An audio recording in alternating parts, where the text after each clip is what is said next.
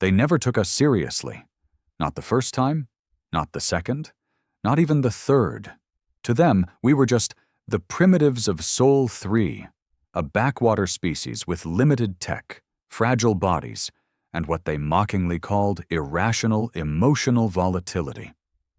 The Nigma Empire had spanned 6 galaxies and wiped out civilizations far more advanced than ours. They thought we'd be easy. They were wrong. The warning came from a defector named Traxxen, a thin, bat-faced thing with half his mechanical implants rusted out. He limped into one of our deep space outposts on Europa Station, bleeding silver and breathing like his lungs were on fire. "They're coming," he croaked in perfect English. "You must surrender, or you'll be erased." He didn't laugh. He didn't smirk. His eyes were wide, and his voice carried that broken kind of terror that comes only from watching everything you've ever known fall apart. But our leaders? They didn't flinch. They knew what Earth had become since the first contact wars. We weren't the same fractured species anymore, not divided by nation, race, or creed. We were united by one bitter lesson. No one was coming to save us, so we became our own monsters. We gave the Nigma Empire a warning, a diplomatic pulse wave, broadcast across sectors. Turn back. Earth is not what it used to be. They laughed. Their fleets arrived exactly 91 days later. Sleek black dreadnoughts that could silence a moon in a heartbeat. They blocked our sun for 6 hours. A subtle flex. A godlike show of power. But they underestimated what darkness does to humans. We'd prepared. See, what they didn't realize, what they couldn't realize, was that we didn't evolve to conquer space. We evolved to survive pain. Generations of war, extinction scares, diseases we made ourselves. Every time we came back fiercer, smarter, and meaner. We didn't build fleets to impress. We built weapons to destroy.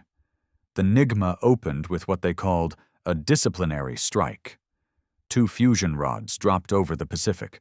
One wiped out the ocean's ecosystem, and the other vaporized Japan in a blink. The Earth held its breath. But not for long.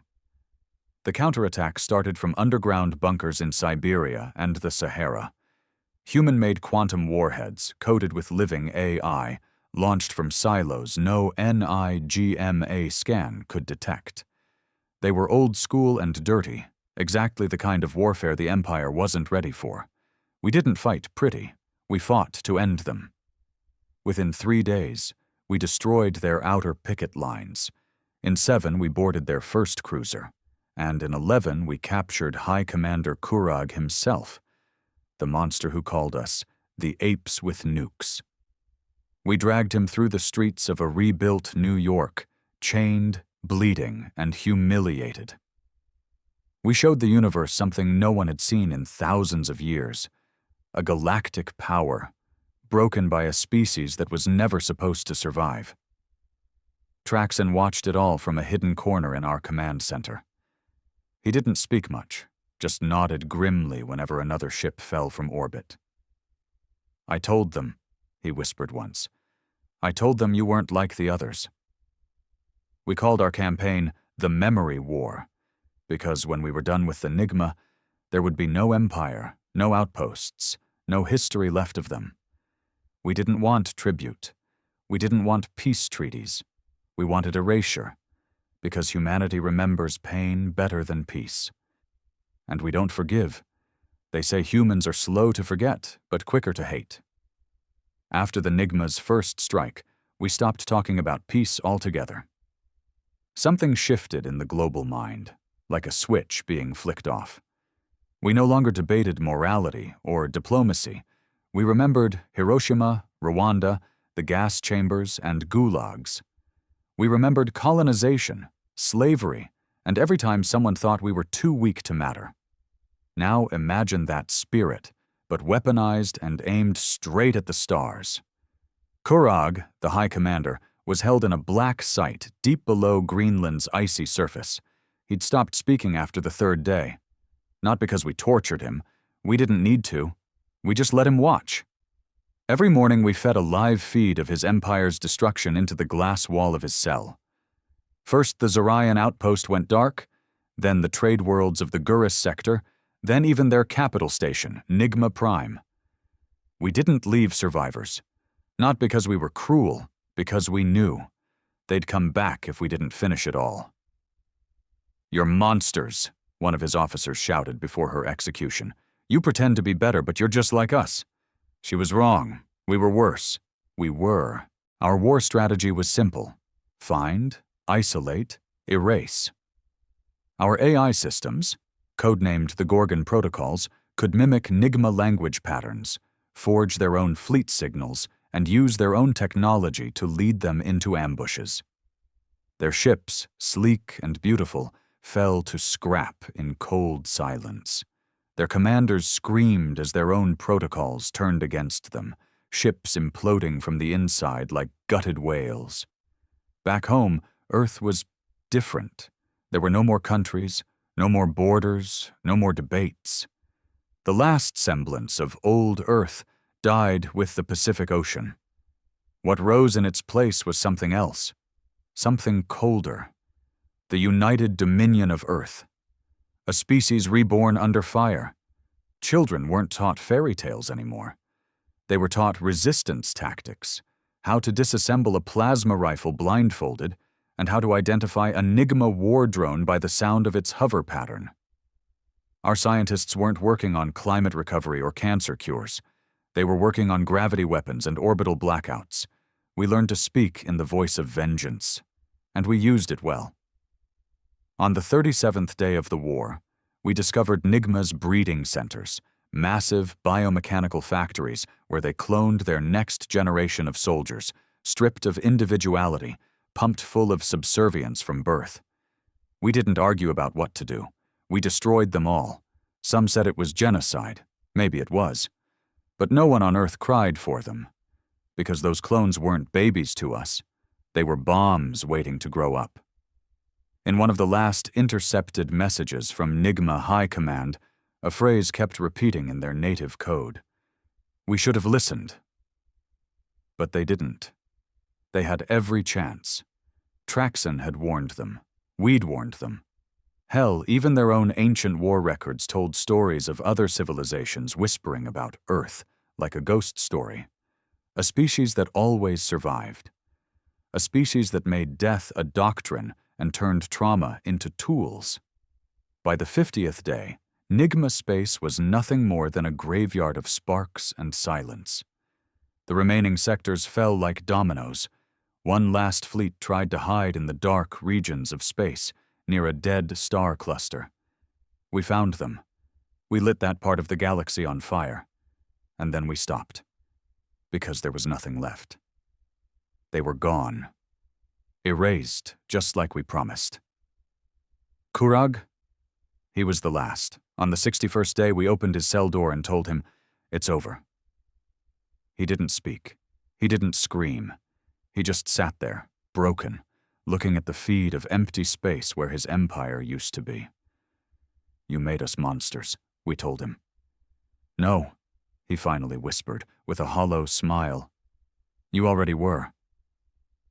We never denied it. The war was over, but peace never came. We thought wiping the Nigma Empire from the stars would bring a kind of closure. A cosmic exhale. A moment where humanity could step back and breathe, maybe even heal. But that's not how it went. With the enemy gone, Earth didn't relax. It sharpened its knives. The United Dominion didn't dismantle the war machine. If anything, it grew it bigger, faster, and more paranoid. They said, "If we could destroy an empire, what makes you think we can't destroy each other?" So they built watchtowers. Not for aliens, but for ourselves. AI surveillance orbs floated over every city, every home. Dissent became treason. Questions were a sign of weakness. Privacy was outlawed for planetary safety. They said it was temporary, but power, once claimed, never lets go. People changed too. You could feel it walking down the street. Eyes darted more. Smiles were rare. Conversation stopped when a patrol drone flew by. Victory had made us gods, but we didn't know how to live like anything but soldiers. Kids born after the war didn't even know what stars looked like without debris fields in front of them. Their lullabies were coded in military cadence. Some of them played games pretending to be Nigma soldiers, getting eradicated by humanity, like it was a badge of honor. And then there were the camps. We didn't call them that, of course. We used terms like containment zones or stability precincts. They were supposed to hold leftover Nigma sympathizers, species and traitors who once worked with the Empire. But we didn't ask questions about loyalty. We rounded them up, locked them in isolated moons and asteroid belts, cut off from light or language. We became what we feared. Traxxen saw it. He stayed on Earth under surveillance, technically still a prisoner of war. But they gave him books, let him walk outside sometimes. One day he asked to see the ruins of New Tokyo, the blast zone where the Nigma rods fell. I went with him. He didn't say much as he stood in the glass plains where skyscrapers once touched clouds, just stared. And then, quietly, he said, "This place was alive once. You had color, music, spirit. Now it's just quiet." "I like the quiet," I replied. He looked at me the way a man looks at a wolf that's forgotten it ever lived in a forest. "You won the war, but you lost something too." I didn't argue. I didn't care. I was a child of fire. And like many on Earth, I didn't know how to live without the sound of something breaking. But not everyone agreed with what we'd become. A resistance started forming, ironically, human-born. Veterans, thinkers, even a few former generals who believed that victory had turned Earth into the very empire we'd sworn to destroy. They called themselves the Ember Circle. Their symbol was a single burning coal, fragile, but still alive. The Dominion called them terrorists. Raids started. People vanished in the night. Friends disappeared and came back with blank stares or not at all. The Dominion's justification? Instability breeds weakness, and weakness invites war.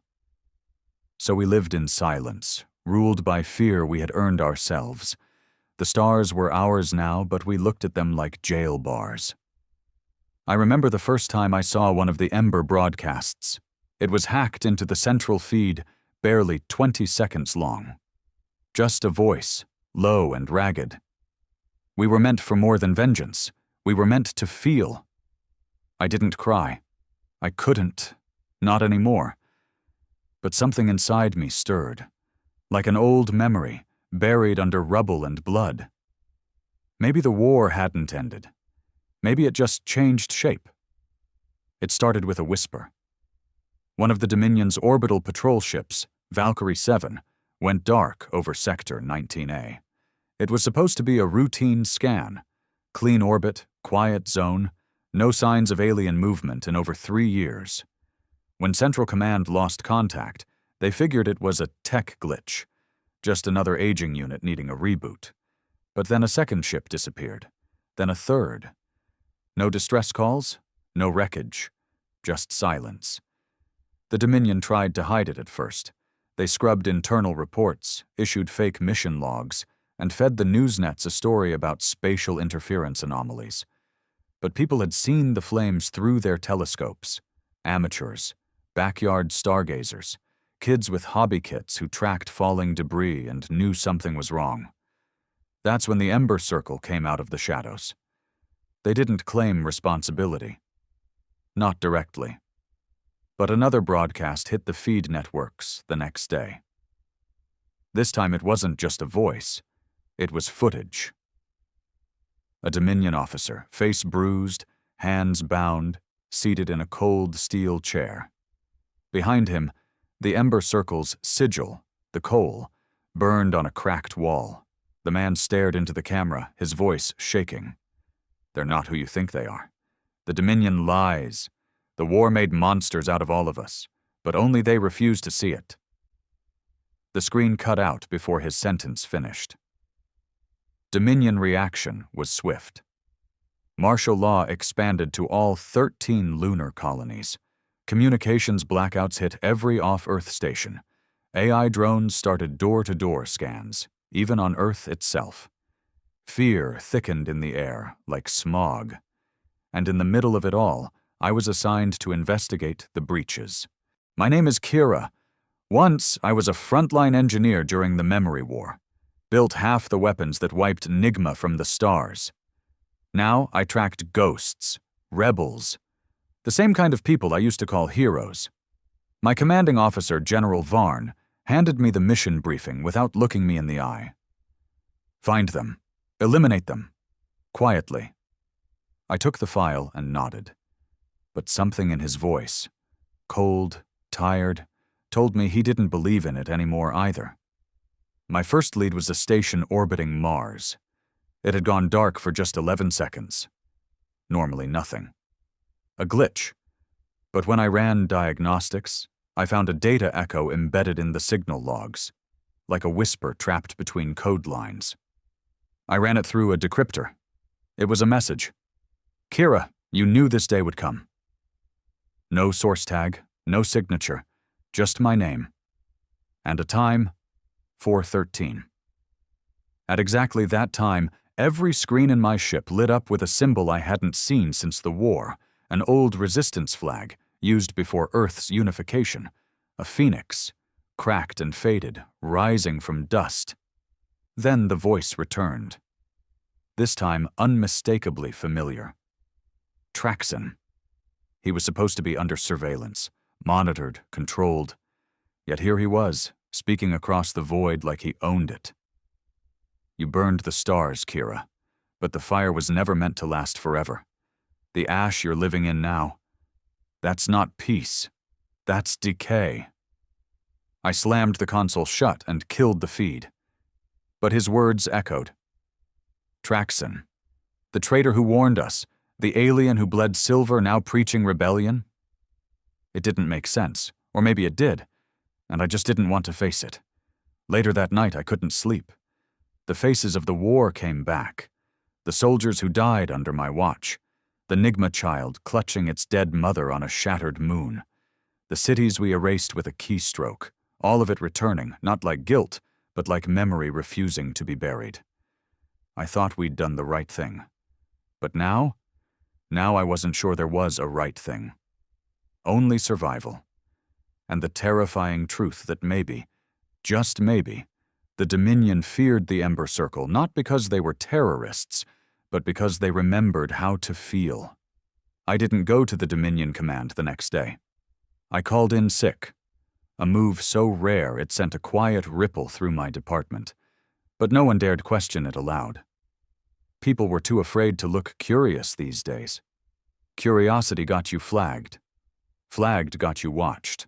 Watched got you disappeared. Instead, I went underground. Literally.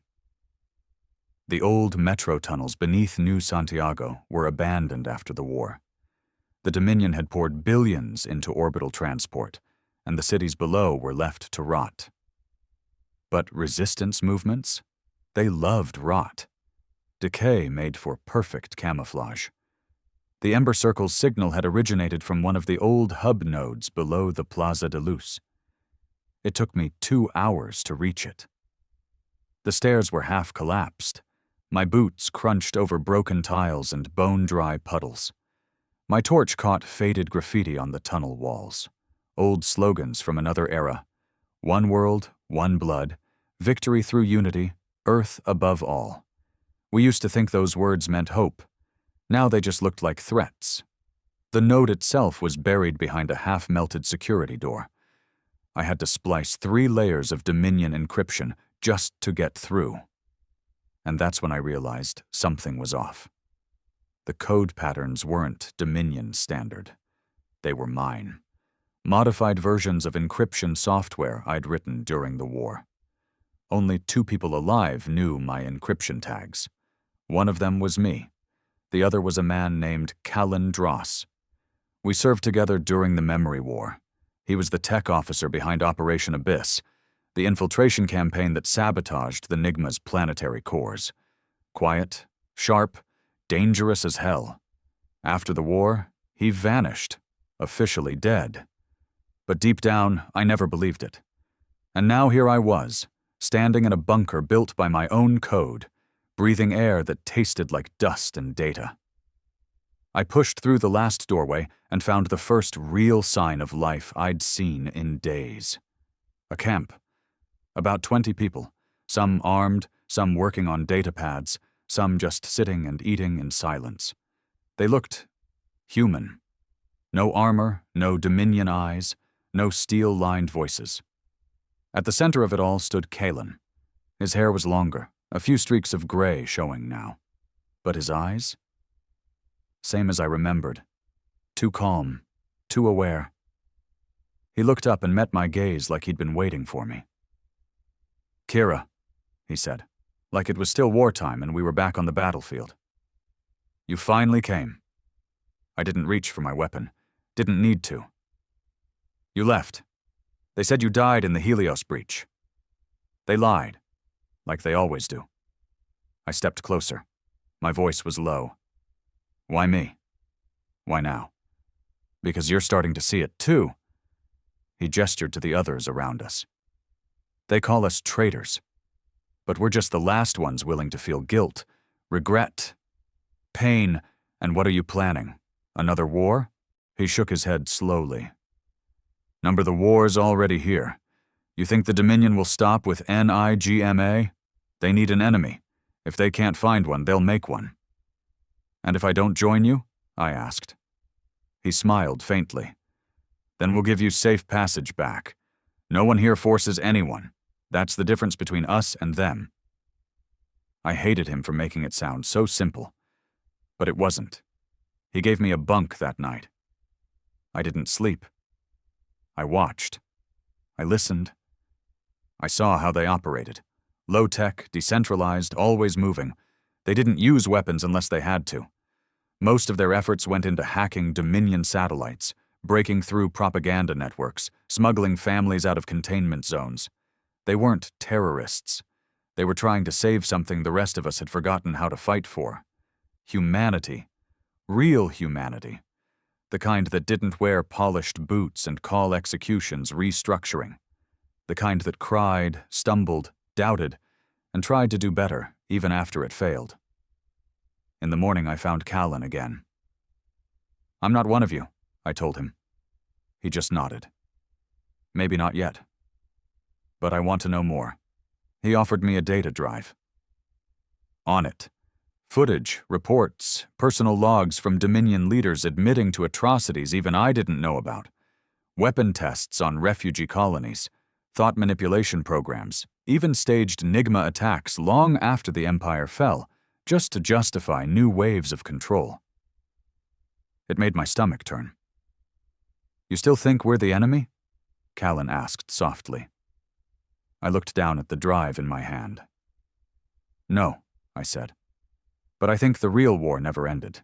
We just stopped noticing it." And in that moment, I realized something terrifying. The Nigma didn't lose because they underestimated our strength. They lost because they couldn't understand our willingness to become monsters, and now we were still feeding that monster day after day. I went back. Not because I wanted to, not because I believed in the Dominion again, but because someone had to be on the inside. Someone who could see the lies being poured into the world like concrete and know how to crack them. That someone had to be me. I returned to command 2 days later. The same worn expression on my face, the same badge clipped to my collar, the same lie in my mouth. I was on assignment. General Varn didn't ask questions. He just gave me a nod and handed me my next orders. Surveillance scans in the outer colonies. A cleanup crew had gone missing. Likely rebels, he said. "They're spreading faster than we expected," he muttered, more to himself than to me. "Even in places where we gave people everything, water, tech, safety, they still turn." Maybe, I thought, because they never asked for cages wrapped in silver. I nodded and took the assignment, but every move I made from that point on was split in two.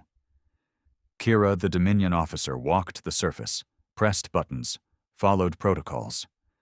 But underneath, Kira the traitor, the truth seeker, fed information to the Ember Circle, one cracked byte at a time. I passed them updates through encoded data bursts hidden inside solar flare reports. No one reads solar flare reports. They think space is predictable now, but space has always been chaos hiding behind patterns. So did I. Back at the underground camp, Callan taught me how to ghost walk, how to live with two faces and one heartbeat. Trust no one, he said. Not even me. That's how you survive this. I believed him. But survival wasn't what haunted me. It was the guilt. The names on the casualty lists I started seeing again. The colonies marked for sterile containment. The words were cold, mechanical, but I knew what they meant. Mass silencing. Genocide under fluorescent lights. I started seeing it in the faces around me. In my unit, in the commanders, in the techs running the surveillance towers. People were cracking. You could see it. Little things. A soldier taking too long to respond to orders. A data analyst who stares too long at an old family photo. The cracks were growing. And the Dominion? They noticed. That's when they rolled out Project Cleanline, an AI-driven behavior monitor embedded into every officer's neural link. It read your tone, your expressions, even the frequency of your thoughts. It claimed to detect mental fatigue and loyalty degradation.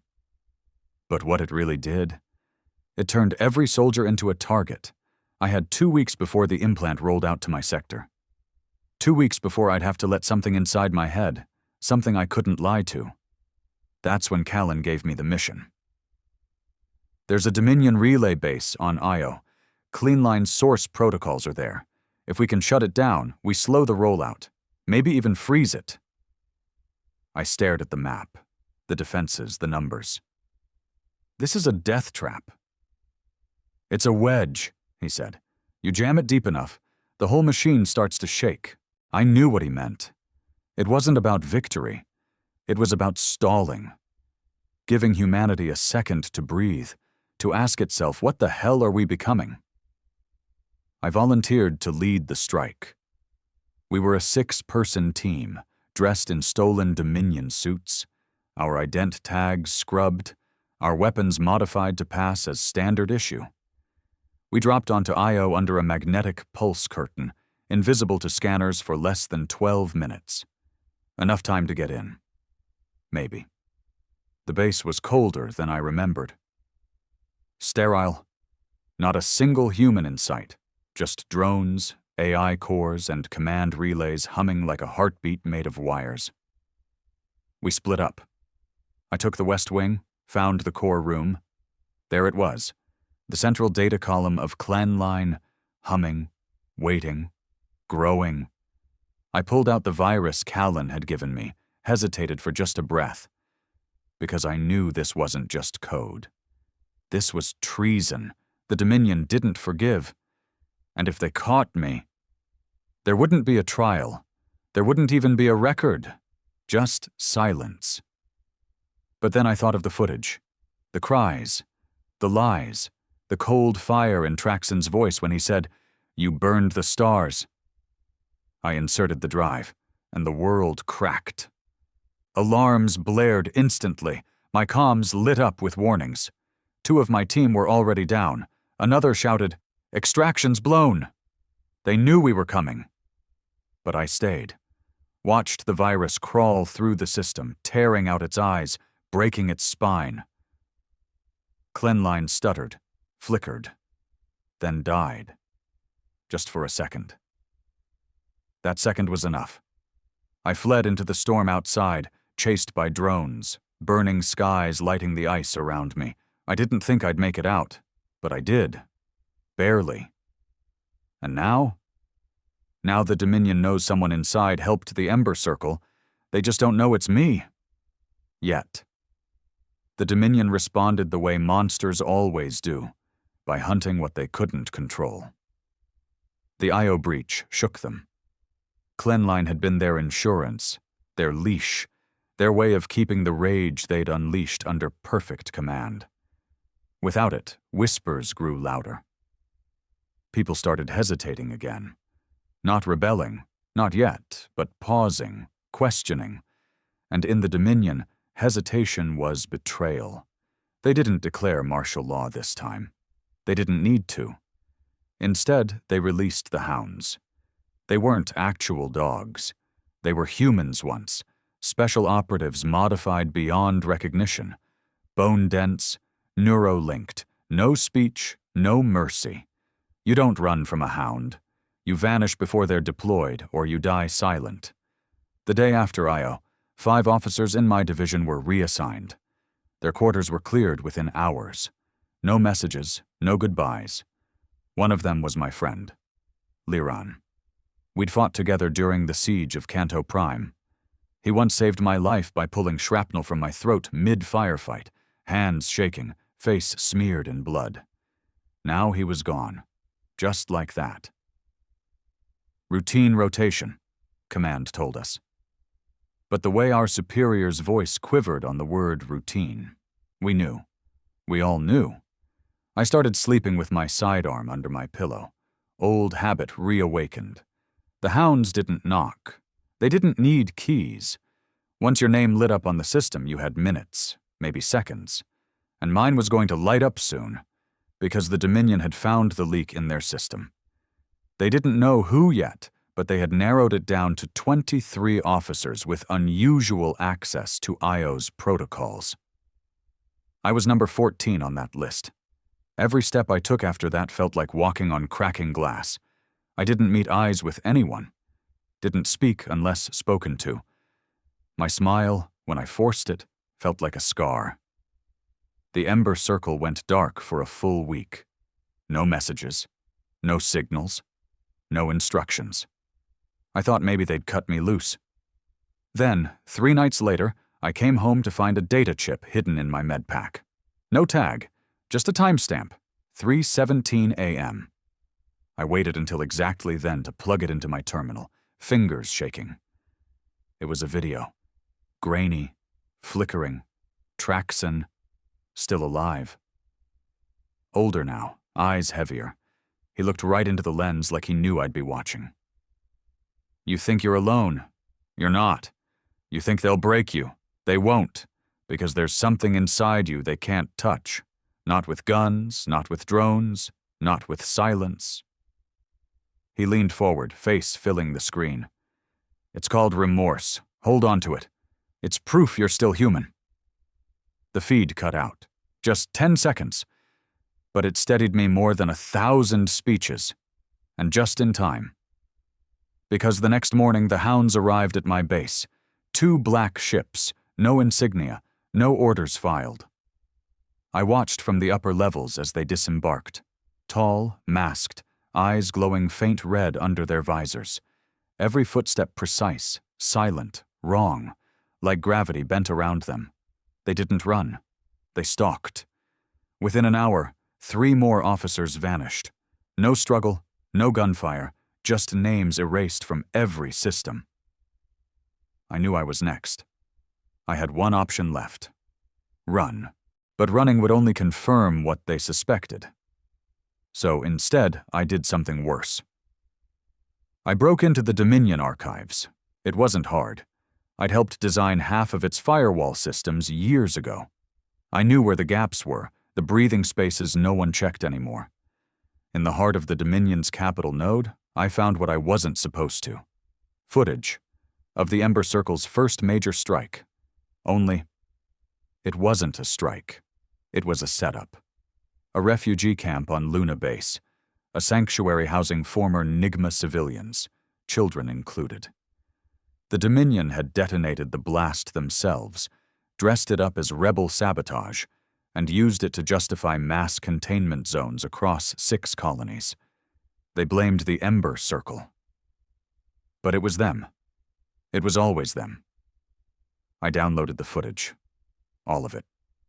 And then I did what no one expected. I uploaded it to the public feed. No encryption, no firewalls, just raw truth, sent out in the middle of the Dominion's nightly propaganda cycle. It played across every screen. People froze. I could feel the city breathe for the first time in years. And then alarms. They knew. They always knew. But by the time they reached my quarters, I was gone. Out the side shaft, down the old sewage grids, through passageways even the A I had stopped tracking. I didn't stop running for 7 hours. And when I emerged, shaking, blistered, lungs burning, Callan was waiting. No smile, just a nod. "You're one of us now." I didn't answer. I didn't have to.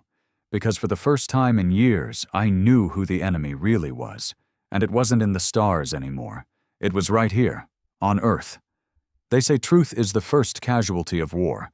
But when it's the last thing standing, it becomes a weapon more dangerous than any bomb. The footage I released didn't just light a fire. It cracked the Dominion's mask in two. Within hours, protests erupted on Earth's surface cities. On Mars, a supply convoy refused a direct order from command and turned back toward rebel-held zones. In the outer colonies, entire Dominion watchposts went silent, their commanders defecting or vanishing into the black. They called it the Day of Fracture. For once, people weren't afraid to say it. The Dominion had lied about the Ember Circle, about the refugee bombings, about everything. And they still weren't done lying. I watched their official broadcast from a bunker beneath the old Andes Range. The Chancellor's face filled the screen, gray hair slicked back, voice full of artificial calm. "The terrorist known as Kira Miles," he said, "is no longer a threat. We have secured the source of the misinformation, and we urge all citizens to remain in compliance with Dominion peace protocols." He paused. "We must remain unified against chaos, against doubt." They'd already declared me dead. And maybe, in a way, they weren't wrong. The Kira who once built weapons for them, who followed orders, who believed that safety meant silence. She was dead. What lived now was something else. Something forged in the ruins of truth and lit with the fire of too much memory. Callan and I met with the full Ember Circle command just 2 days later. 29 rebel cells, scattered across moons, stations, dust farms, and even deep-sea bunkers, each one a scar on the Dominion's map. They'd seen the footage. They knew the truth. But knowing wasn't enough. "We hit them now," Callan said, pointing to the Dominion's relay map. "Hard, fast. No more whispers. We bleed them until their silence cracks into screams." Some of the leaders were hesitant, afraid. "They still outnumber us 10-1, a voice said. "They still have the hounds." "They don't have faith," I cut in, "and they don't have fear on their side anymore. That's all they had left, and we just shattered it." We voted. Unanimous. Operation Cinderfall was born that night, a full-scale, coordinated attack across Dominion space. Not just sabotage, not just signals, a message. We would burn their name from the sky, and I would lead the charge. My target, the Dominion's central AI core on Callisto, the brain of their surveillance grid. If we brought it down, Clenline would stay dead, their drones would fail, their security networks would collapse into noise. But it was suicide, heavily guarded. No atmosphere, constant scan pings every 11 seconds. No one had gotten near it since the war. No one but me. Because I knew the original layouts. I helped build them. The night before launch, I sat alone on a ridge above the bunker, watching Jupiter rise, swollen and silent. The sky didn't care what we did. It never had. All our wars, all our screams, they were ants fighting in a burning field. Still, I lit my last message, a pulse signal, one that only Traxxen would receive. "If I don't make it, finish it. Make sure they remember who we were." He never replied. Didn't have to. The mission began in silence. No banners, no speeches, Just suits sealed tight, breath shallow, weapons drawn. We moved like shadows across Callisto's crust, avoiding pings, using dead satellites as cover. My team was 6 strong. 2 fell before we even reached the outer perimeter. By the time we reached the core's outer ring, it was just me and Callan. We breached the wall. Alarms exploded across the sector. I could already feel the drones coming. "This is it," I said. He looked at me, face unreadable behind his mask. "You sure?" "No," I admitted. "But if I stop now, they win." We found the core, glass and wire, spinning with data, like a heart that had forgotten how to beat. I uploaded the kill code. The virus we'd built over months, hidden in 1,000 fragmented systems. It crawled into the Dominion's brain like a memory, and tore it apart. The lights died. The drones crashed, and across the stars, screens flickered into darkness. We had done it. But we didn't make it out. Callan took a blast to the chest when the hounds burst through the eastern corridor. I killed 3 before they reached me. The last thing I saw was fire and steel and the face of a man I once called brother, broken beneath the smoke. And then, nothing. They said I died on Callisto. But rebels are good at hiding corpses. So maybe I did. Or maybe I'm just waiting, watching. Because empires fall. And if they don't fall, we make them.